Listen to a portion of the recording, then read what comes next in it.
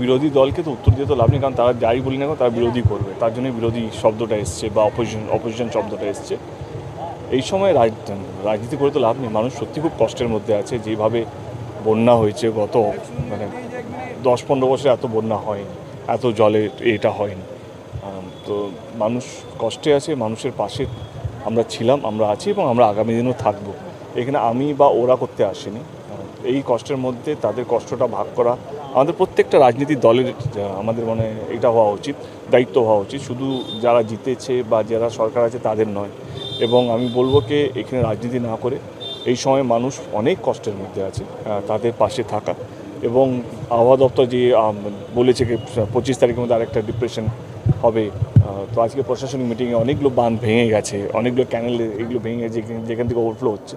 যদি 25 তারিখের মধ্যে যদি আবার ভীষণভাবে বৃষ্টি হয় তাহলে আরও জল ঢুকবে। তো আমাদের ফার্স্ট প্রায়োরিটি হচ্ছে যেই বাঁধগুলো ভেঙে গেছে সেগুলো রাতারাতি 2 দিন ধরে 24 আওয়ার্স কাজ চলছে। কালকের মধ্যে সমস্ত বাঁধগুলো রিপেয়ার করা হবে যাতে অতিরিক্ত বৃষ্টি হলে আবার এই ওভারফ্লো যাতে না হয়।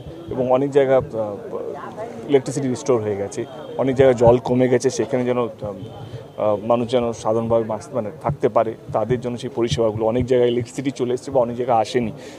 এবারে সেখানে আমাদের টেকনিশিয়ানরা বা ইলেকট্রিসিটি বোর্ডের যারা টেকনিশিয়ানসরা আছে তারা দেখছে এখানে সিকিউর সেফটি মাথায় রেখে সেখানে ইলেকট্রিসিটিগুলো চালু করা হচ্ছে। তো এইটুকু বলবো কি প্রশাসন এবং আমরা কেউ ঘুমোচ্ছে না, আমরা সারা রাত জেগে আছি। জল বাড়লে, কারো শরীর খারাপ হলে, কারো বাড়িতে খাবার না পৌঁছচ্ছে তাদের কাছে খাবার পৌঁছানো, এবং আমাদের কমিউনিটি কিচেন যা এসছে তাদেরকে খাবার বানিয়ে খাওয়ানো, এবং ফ্লাড সেন্টার যেখানে যেখানে মেরামত দরকার বা সেই ফ্লাড সেন্টারগুলো অনেক জায়গায় কাজ করছে না, তো তাদের জন্য একটা সেফটি সেন্টার মানে যেটা স্কুল হোক বা অন্য একটা কমিউনিটি হল হোক সেইখানে নিয়ে যাওয়া।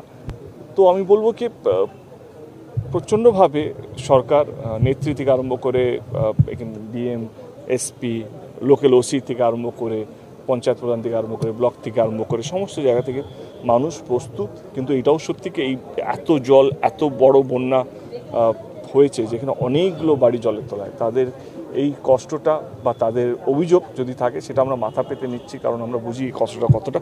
কিন্তু এটুকু বলতে চাই কি প্রশাসন এবং আমি এবং আমরা সবাই মানুষের পাশে আছি। ভর্তি চলছে 2024-2025 শিক্ষাবর্ষে ভর্তি চলছে টাকলা মাদার টেরেসা শিক্ষা নিকেতন, টাকলা, নারায়ণগড়, পশ্চিম মেদিনীপুর। শিশু কেন্দ্রিক পঠন পাঠন সহ সিবিএসই সিলেবাসে পাঠদান করা হয়।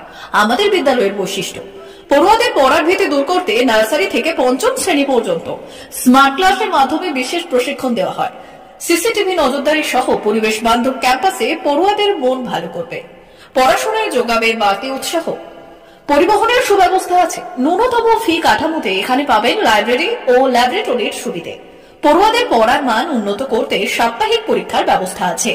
সহ পাঠ্যক্রম কার্যক্রম যেমন আবৃত্তি, নাচ, গান ও অঙ্কনের প্রশিক্ষণ দেওয়া হয়।